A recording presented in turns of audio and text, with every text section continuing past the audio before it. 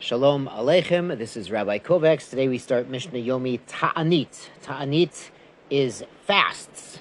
It's quite appropriate that this Masechet is right after Rosh Hashanah, because the day after Rosh Hashanah we observe the fast of Gedalia. Now most of the fasting we're going to be talking about is when we did not have rains in Eretz Yisrael.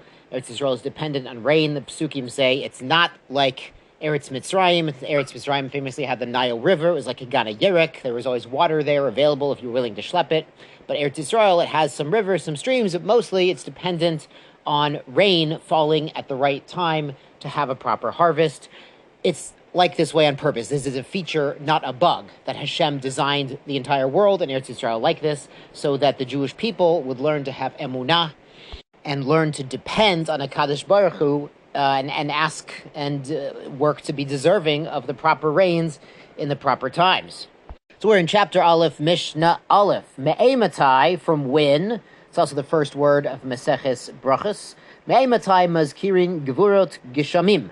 From when do we mention the power over rain? This refers to in our daily tefillot, in the second blessing of the Shmona Esrei, the Amidah, the standing silent prayer. In that second blessing, during a certain season, we're going to see we add Mashiv HaRuach Umori the Geshem, that Hashem is the one who blows the winds, makes the wind blow and the rain fall, that Hashem is in charge of the seasons and the rainfall and the climate. It's all in His hands. So the Mishnah brings a machlokes. When do we start mentioning Mashiv HaRuach Umori the Geshem in our davening? Rabbi Eliezer Omer, Miyom Tov Harishon Shel Chag, on the first day of the holiday of Sukkot. Remember from our study of Mishnayot Sukkah that there was a water libation done all the days of the holiday of Sukkot, and that water libation was only during Sukkot and not during the rest of the year, so it's the time we're judged on the water.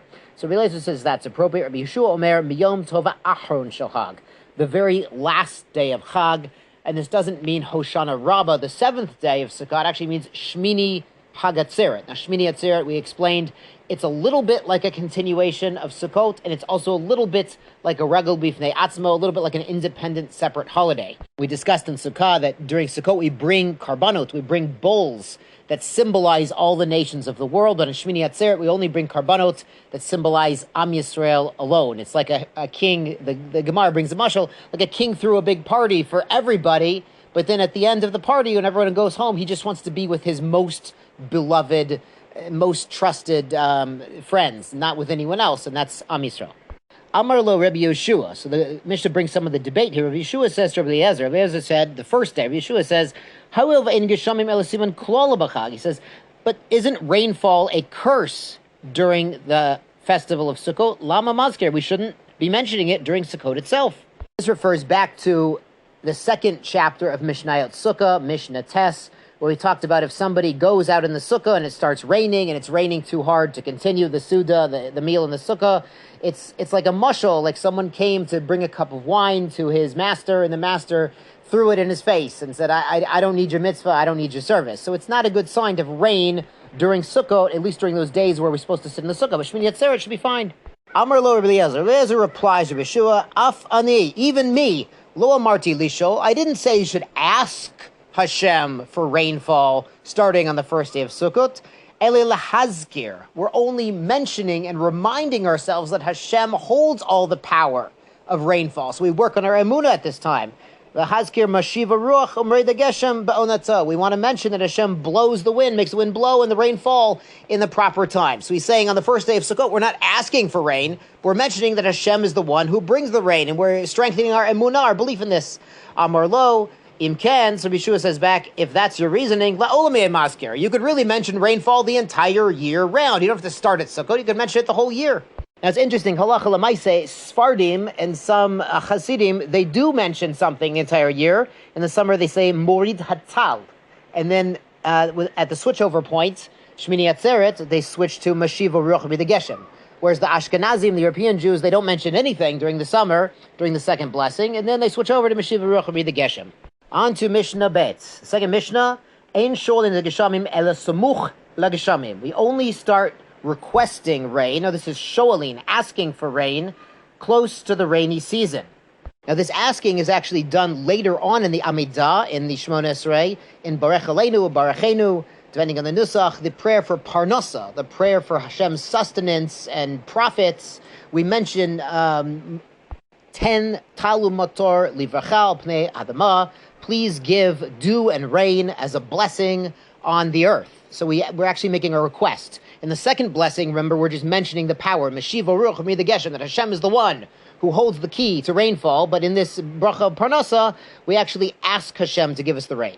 And the Mishnah continues, Rabbi Yehuda Omer, Ha'over lifnei teva, the one who goes in front of the table, meaning the chazon, the shliach tzibur, davening for everybody, b'yom tov achron shel chag, on the last day of Chag, Shmini Atzeret, ha'achron mazkir. The last one mentions the power of rain, meaning the musaf prayer, meaning shacharit, the first prayer of the day on Shmini Atzeret. We don't mention the rain, but starting in musaf, we do. And often there's a tikkun atal, tikkun geshem, something recited during the davening before musaf.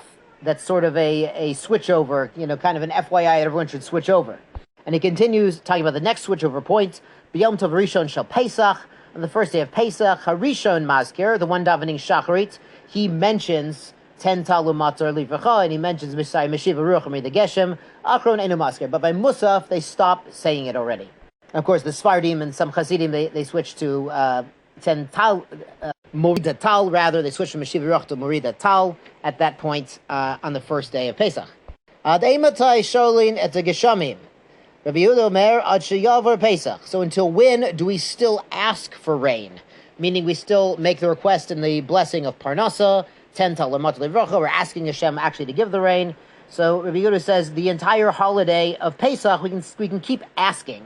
Even if we're not saying Meshiva Ruach, we can keep asking. Rabbi Meir Omer, ad sheyetze Nisan, until Nisan is over, until that whole month is over. Shnei Amar brings a pasuk in Yoel, vayored lachem geshem, Hashem will make rain fall for you, more umalkosh barishon, the first rain and the later rain on the first month. Now it's interesting, languages that have something very important, like Eskimos and snow, they have different words for it. So in Hebrew, there's 3 different words for rain. More goes down like arrows, we're going to see. Malkosh is the later one.